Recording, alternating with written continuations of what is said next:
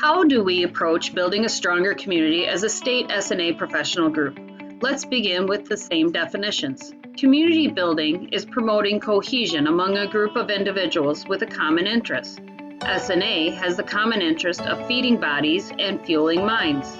Every SNA member should feel they have a voice in our community, not just the top board members, the in crowd, or that group. SNA Wisconsin would like to build our community through diversity. Diversity is a big topic these days, with many personal definitions. We are going to define diversity as being composed of differing qualities. District size and location, staff skill level, and physical characteristics are just a few. Our differences are endless. What are the benefits of diversity in SNA Wisconsin?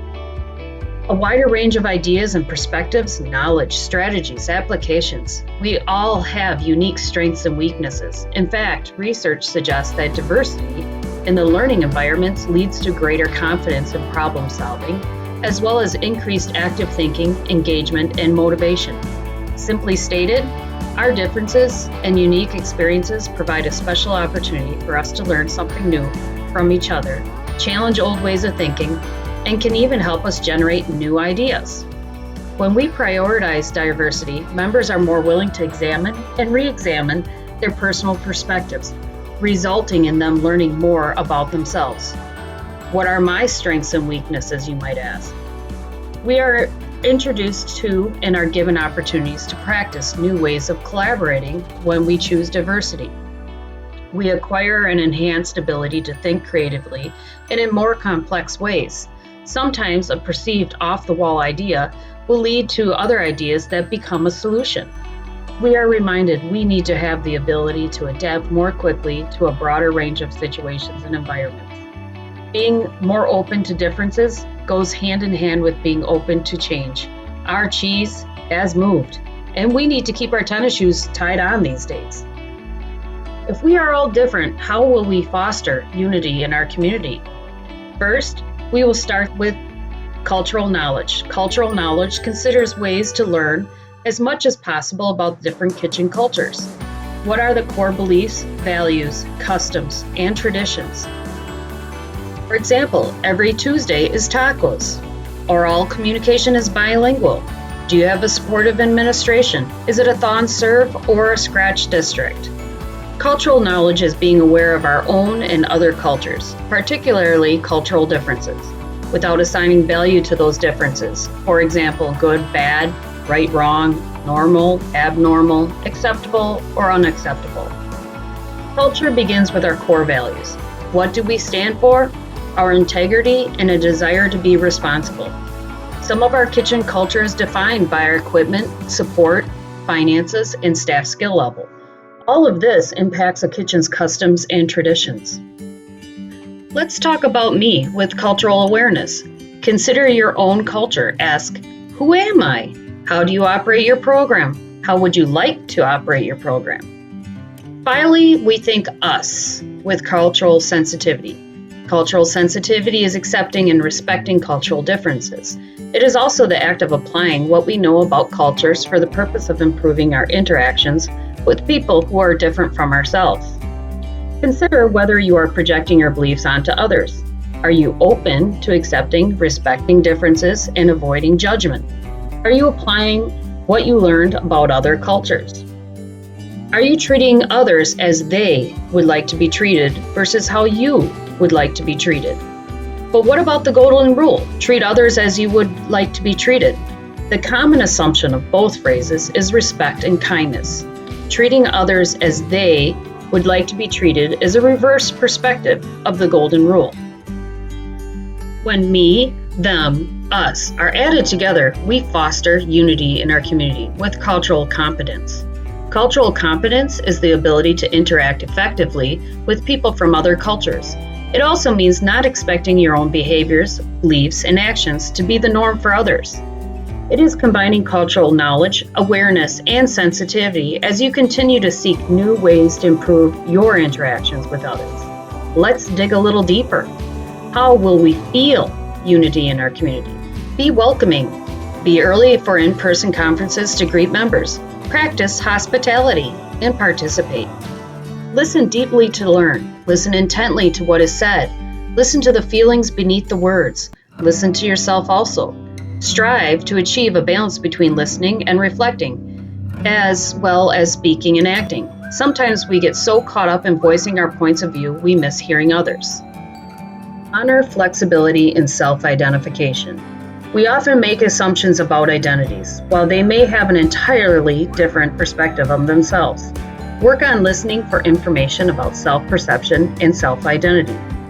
What terminology do we use in our professional community? Lunch lady, school nutrition professional, lunch dude? How does each of these terms show respect, integrity, and invite differences? How do some of these exclude membership? Suspend judgment and assumptions and seek understanding. Set aside your judgments. By creating a space between judgments and reactions, we can listen to the other and to ourselves more fully. As a result, our perspectives, decisions, and actions are more informed. Our assumptions are usually invisible to us, yet they restrict our worldview, ultimately limiting our decisions and our actions. By identifying our assumptions, we can then set them aside and open our viewpoints to greater possibilities. During the early days of COVID-19 shutdown, I fell back on a life philosophy and turned every Monday into Mahalo Monday, or Thank You Monday. I focused on the things I was thankful for to keep my spirits up. Every Monday, I shared a message of live aloha with the families picking up meals. Over time, it became Viva Aloha. I wanted to turn the stay safe language into something less frightening. It grounded me and gave me opportunity to share a positive message with my families. And it is how I felt unity with my local community during a stressful time. It became an anthem of my serving stations after social injustice exploded across the world. Aloha is more than hello. It's the essence of being, love, peace, compassion, and mutual understanding of respect. Aloha means living in harmony with people and land around you with mercy, sympathy, grace, and kindness. As I was learning more about training culturally diverse groups with ICN, I felt Live Aloha was very similar to feeling unity in the community. We also need to be mindful allowing members to volunteer to their limit. We need to allow members to choose their level of volunteering for SNA. As Bruce Weber said at the SNA Leadership Conference, some members fear being pushed to do more and therefore do not participate at all. We need to express acceptance of each of us having different schedules and ability to volunteer. By doing so, we demonstrate an increased capacity of tolerance, respect, and concern for others. We need to express appreciation for volunteers' contributions, small or large, without pressure. These days, we only need to turn on the news and scroll through social media to feel hostilities. We need to maintain a non-hostile environment that is open to ideas and points of view that we disagree with or do not understand.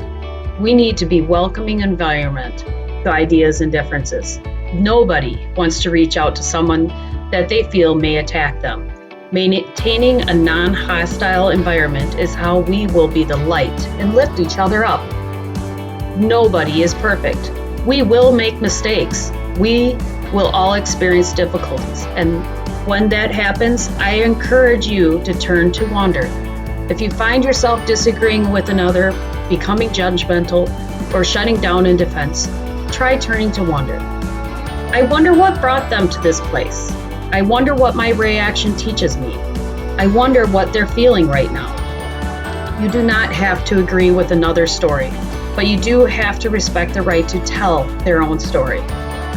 Diversity, cultural competence, and unity in our community are the values and practices that will drive our choices as we strive to build a stronger community in 2020 and 2021.